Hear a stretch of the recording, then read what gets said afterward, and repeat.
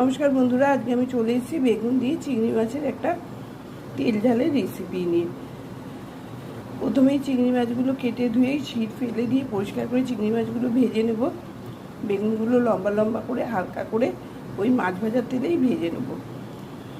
তারপরে কালো জিরে, কাঁচা লঙ্কা ফোড়ন দেব, আর একটু টমেটো, একটা বড় হলে বড় আর ছোট হলে দুটো ছোট টমেটো কেটে নেব।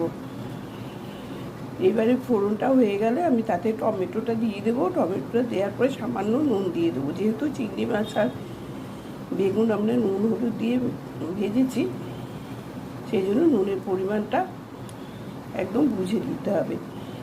এবার টমেটোটা ভাজা ভাজা হয়ে গেলে তাতে গরম জল দিয়ে দেবো। গরম জলটা ফুটলেই তাতে বেগুন আর চিংড়ি মাছটা দিয়ে দেবো।